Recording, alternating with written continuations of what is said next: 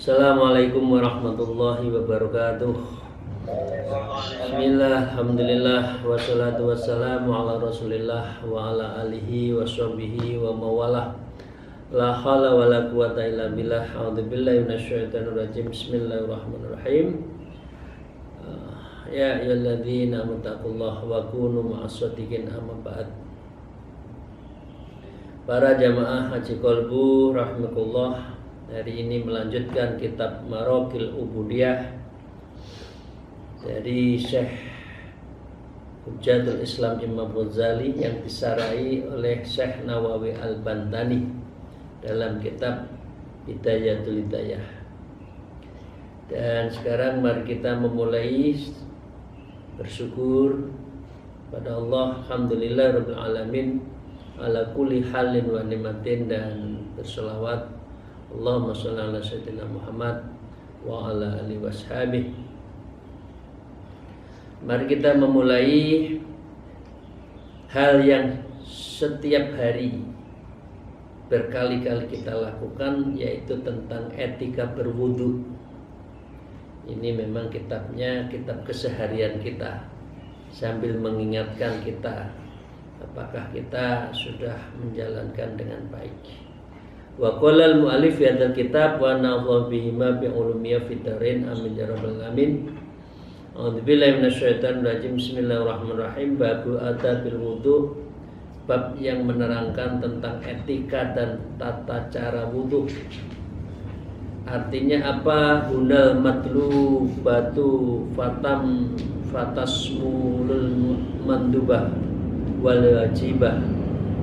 Jadi hal-hal apa yang diutamakan dan yang diwajibkan, kama afadatu Syekhuna Abdul Hamid, seperti yang disampaikan oleh Syekh Imam Ghazali. Fa idza faragta minal istinja fala tabrukit siwak. Ya, biasanya orang kalau ke kamar mandi yang pertama akan buang air dulu, besar atau kecil tergantung kebutuhan. Fala tatrukis siwak, kalau sudah selesai itu jangan lupa sikat gigi atau bersiwak. Jadi kalau wudhu sebaiknya siwak dulu kalau lagi mulut lagi nggak bersih atau lagi baru makan. Wa inna siwak sunnata wa tadhirul fami li qiraatil Qur'an wa dzikrillah fi shalat. Siwak atau sikat gigi atau siwak dalam arti fisiknya adalah ranting pohon siwak yang hanya ada di Arab Saudi itu, atau kita artikan juga di sini sikat gigi, itu harus ditujukan ya as-sunnah, kesunahan, tadhirul fami, untuk membersihkan mulut kita. Untuk apa? Diniatkan liqiraatil Quran, baca Quran, wa dzikrillah, dan berzikir pada Allah, dan untuk sholat. Dan itu penting.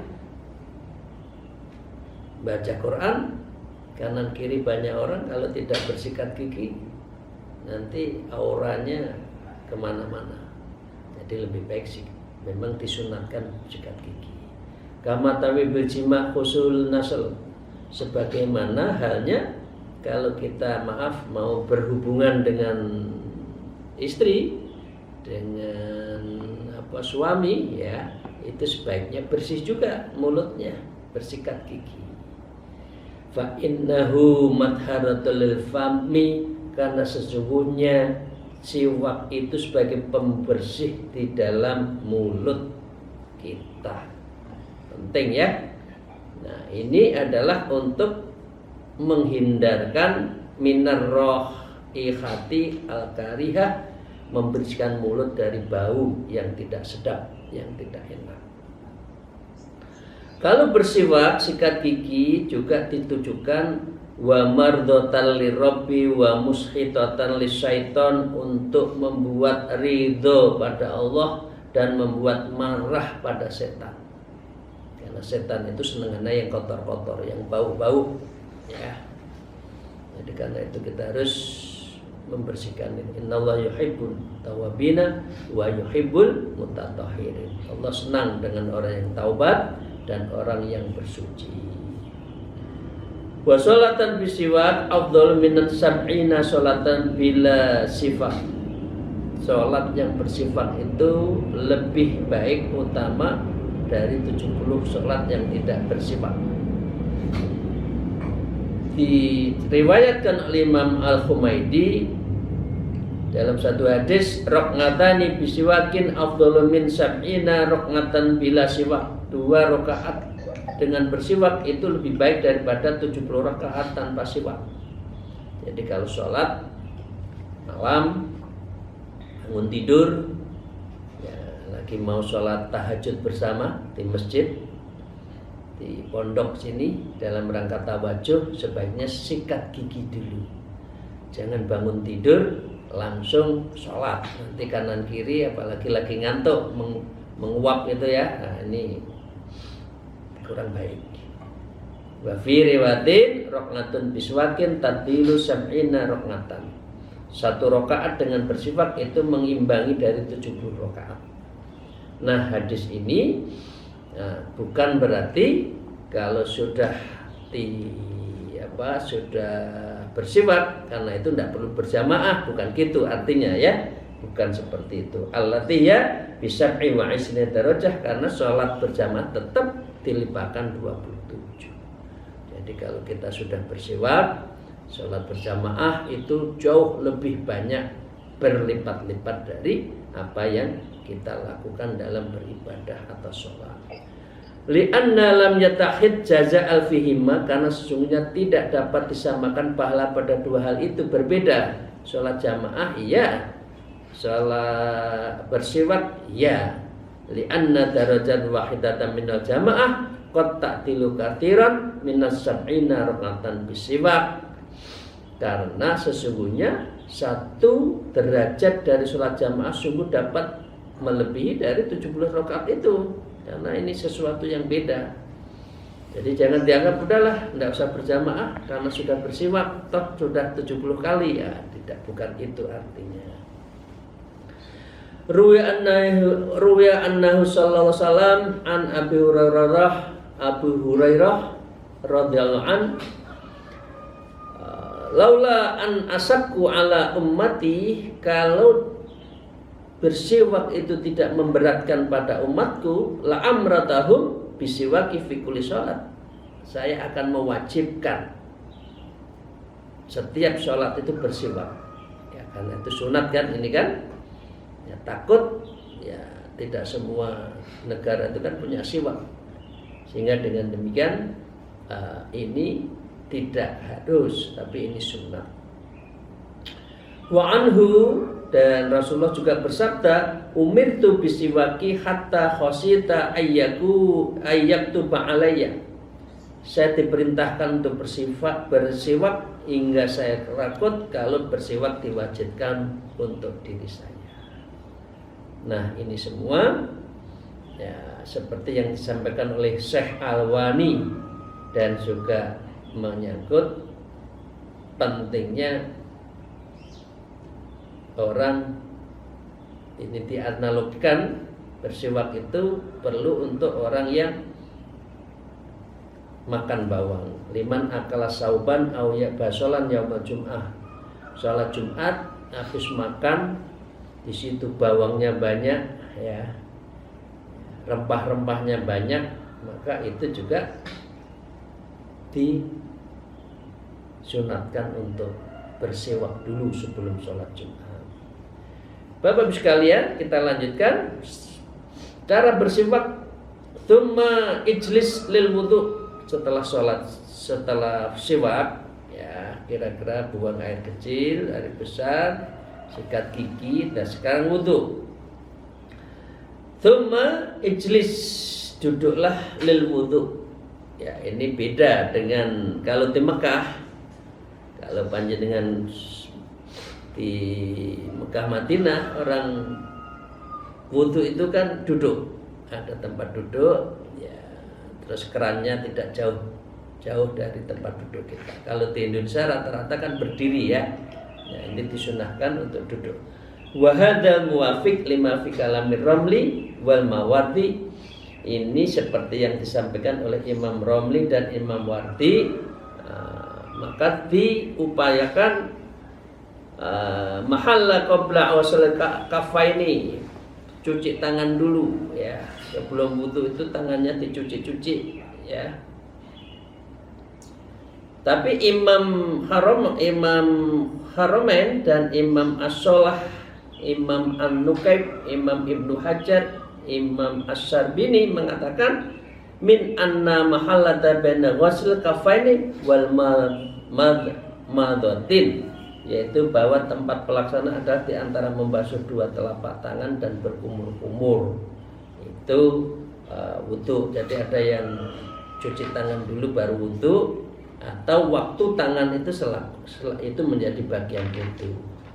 Kalau kita sebaiknya, kalau saya dengan kayaknya cuci tangan dulu, dikucek-kucek baru wudu kan, bukan langsung diwudukan.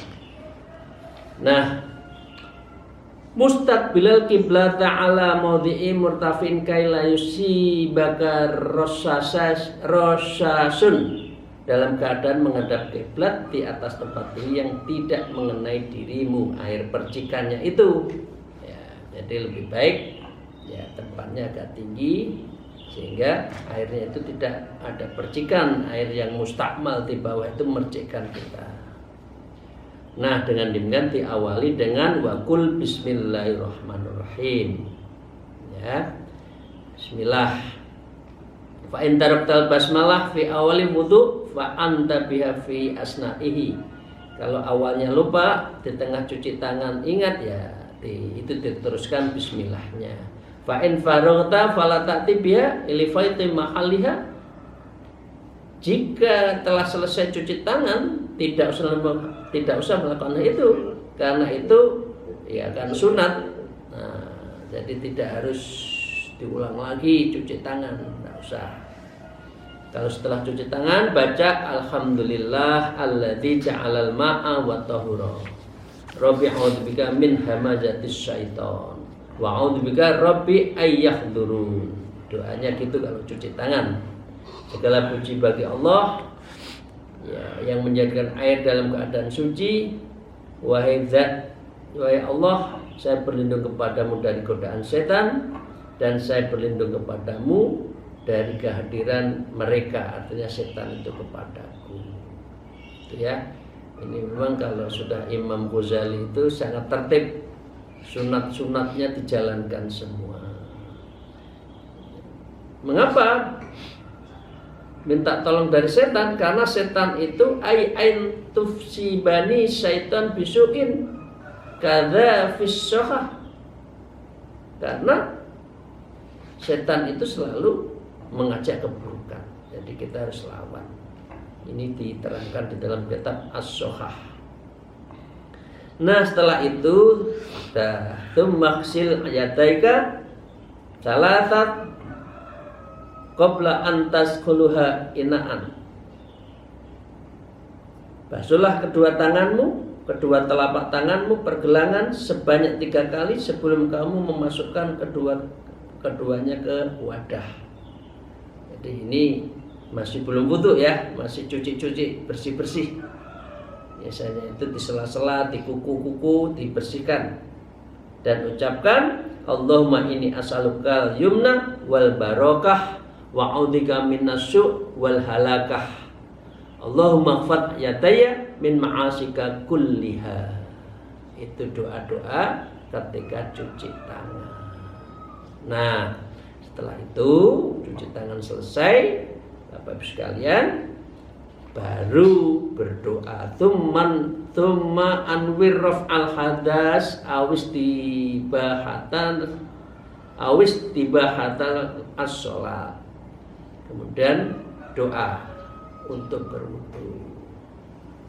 Ya. nawaitu wudu'a li rafil hadas, biasanya gitu kan, dan seterusnya. Jangan lupa wudu tidak doa ya. Ya Allah, aku mengangkat semua hadas dan semua itu diperkenankan sehingga saya bisa sholat. Kira-kira doanya seperti itu. Wastadib niyata ila ghusl wajhi, baru membasuh wajah. Wala yubdah fi niyatin rafil hadasi inda awali ghuslin kafaini anna sunanal muqaddamata la tarfa' hadas. Jadi berdoa itu ya dalam berniat mengangkat hadas tadi, kemudian membasuh dua tangan, bahwa sunnah-sunnah yang didahulukan itu tidak ada yang mengangkat hadas, karena sesungguhnya sunnah di ibadah dapat masuk dalam niat ibadah tersebut secara berjalan. Jadi niat cuci tangan tadi ya bisa sendiri, bisa sekaligus untuk niat untuk berwudu, mengeluarkan hadas tadi. Jadi Bapak sekalian, maka dengan niat mengangkat hadas, artinya wudu tadi adalah menghilangkan hadas dengan cara menghimpun segala perbuatan wudu, dan ia berniat sebagai mengangkat niat wudu tersebut dengan tanpa diragukan. Demikian disebutkan di dalam kitab Khasiyatul Iqna, di dalam kitab Iqna. Jadi prinsipnya setiap wudu tadi ada doanya. Setiap membersihkan ya prosesi tangan mulai nanti hidung itu ada doanya. Tapi prinsipnya doa ketika wudu itu yang harus jangan sampai lupa. Para salikin rahmatullah, ya, ini mengingatkan kita sendiri ya Bapak Ibu sekalian yang setiap hari kan kita berwudu, biar wudunya biar baik. Wala yambaghi an ta'zuba niyataka qoblal ghusli wajhi fala yasihu wudu'aka. Dan tidak sepatutnya untuk menghilangkan niatmu itu ya sebelum membasuh wajah, sehingga wudu'mu tidak sah. Jadi tetap harus niat. Jangan selesai wudu baru niat. Nah, nanti tidak sah itu ya. Tsumma khudhul fatilifika wa tamadmadu biha salatan. Jangan lupa di dalam hal itu juga kamu berkumur-kumur sampai 3 kali ya, itu sunatnya. Wa bali fi watil ma'i ilal ghulsamatin. Kalau kumur-kumur sampai ke tenggorokan. Tapi jangan sampai ke terminum, kadang-kala kebajet ke minum ya. Nanti terus 3 kali ya. Itu menjadi bagian dari sunnahnya. Wa adir ma fika thumma majidjihi. Ya, kemudian ya, kumur-kumurnya itu diputar-putar, dikocok-kocok di dalam mulut, sehingga sela-sela makanan yang ada di sela-sela gigi itu bisa hilang. Thumma majih, kemudian dilepas. Wa illa antakuna shaiman, kecuali kamu sedang shaim puasa, fatarfuku, maka berkumur dengan lemah lembut, pelan-pelan saja. Nah Bapak sekalian, wakul. Nah ketika itu semua ucapkanlah ketika berkumur-kumur doa, Allahumma inni ala tilawati wa kitabika wa tarati dzikri laka wa tsabbitni bil qawli tsabiti fil hayatid dunya wa fil akhirah. Doa kumur-kumur tadi ya. Ya Allah, tolonglah saya untuk membaca kitab-Mu ya, dengan banyak berzikir kepadamu, dan kukuhkan diri saya dengan ucapan yang kukuh di kehidupan dunia dan di akhirat. Doa kumur-kumur ya. Tapi kita kan kadang-kala terlalu ribet ya kalau gini ya. Tapi baik. Nah paling tidak doanya itu jangan sampai lupa. Kalau tidak berdoa wudu ya nggak ada artinya. Itu seperti membersihkan saja.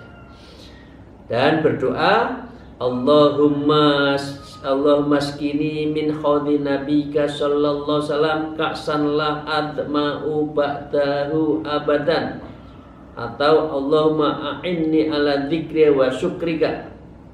Ya.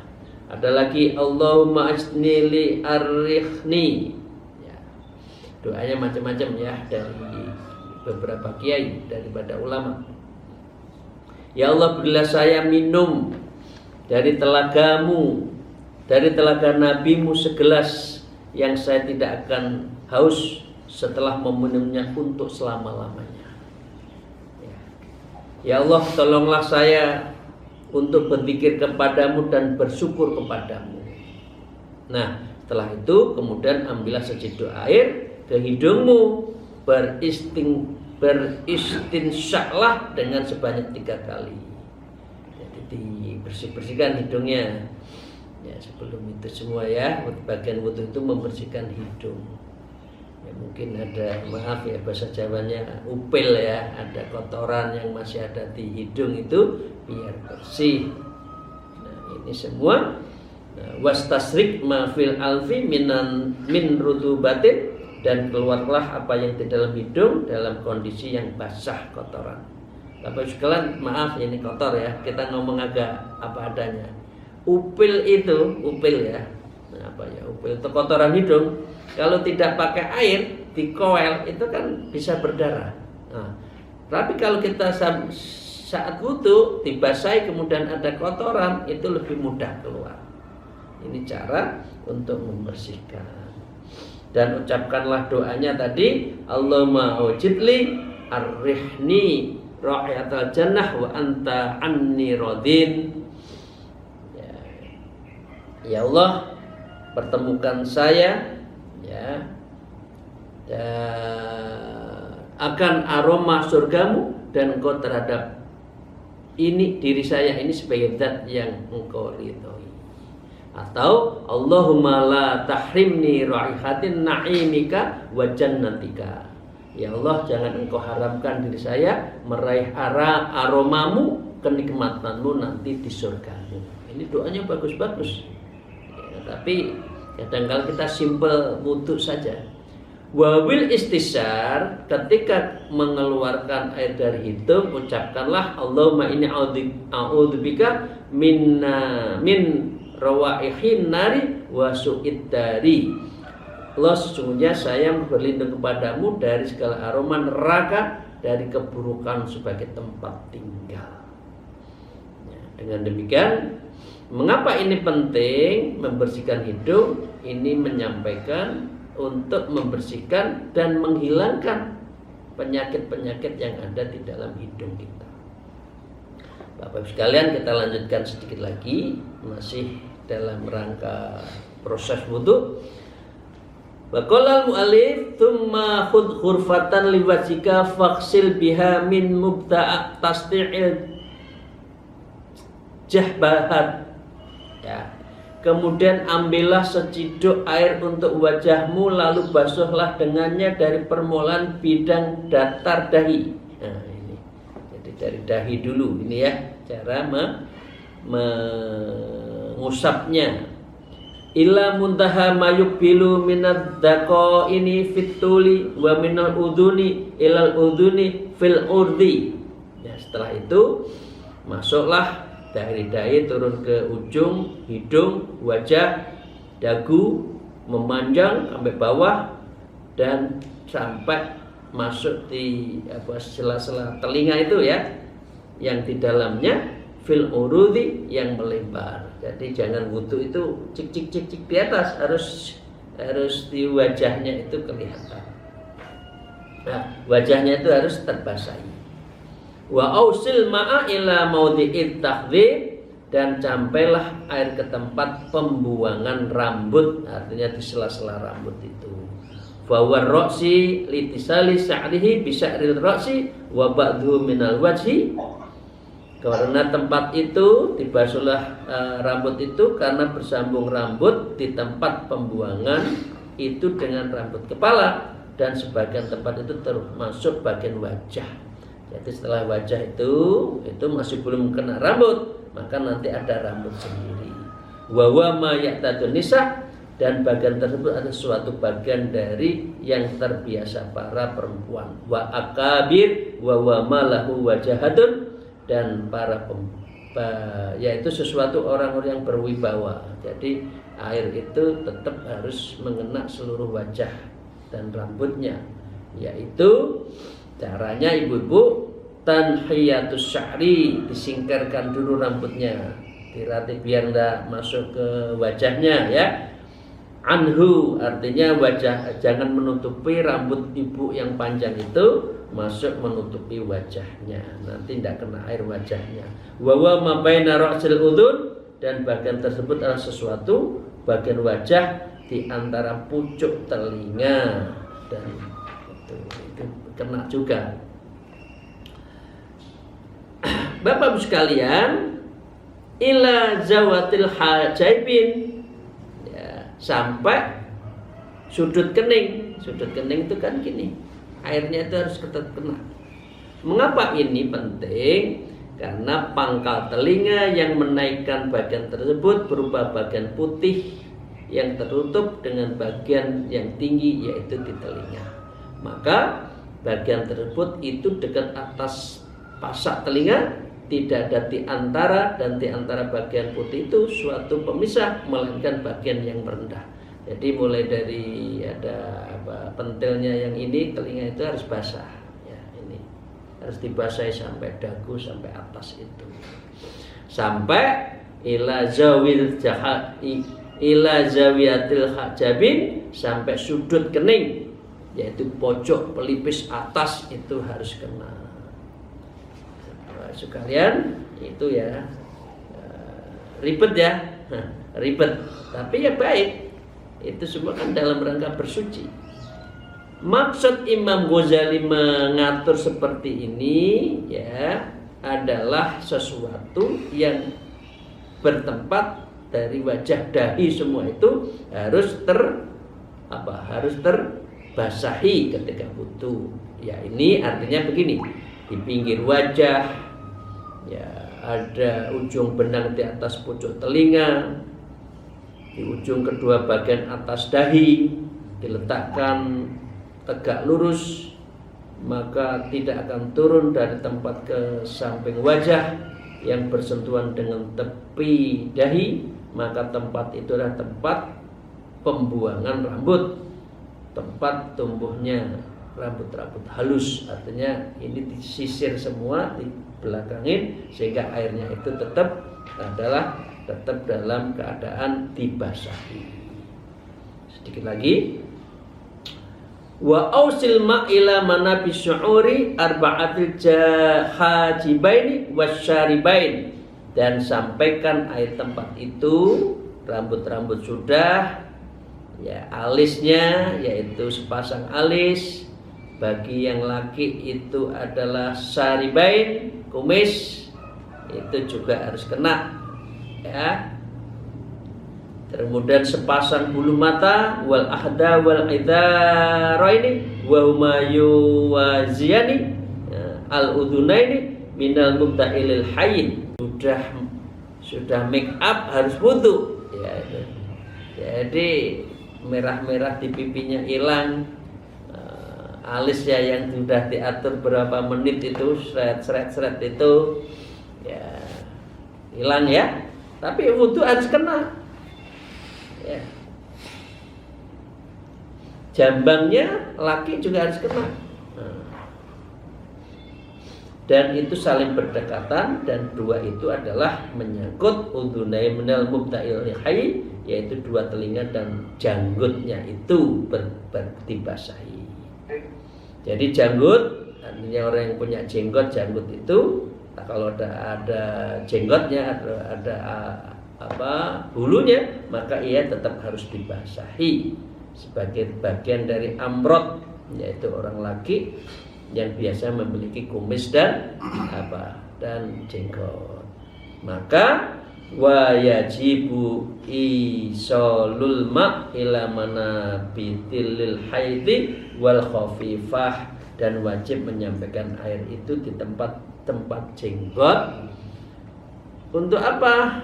bi anturul basara min tastiha fi majlisin takhadubiduna kasifah, dengan dapat terlihat kulit di bawah jenggot di tempat berbincang-bincang, ya, dan itu menjadi bagian jenggot. Jadi mulut kita yang berkumis itu harus dalam keadaan dibasahi.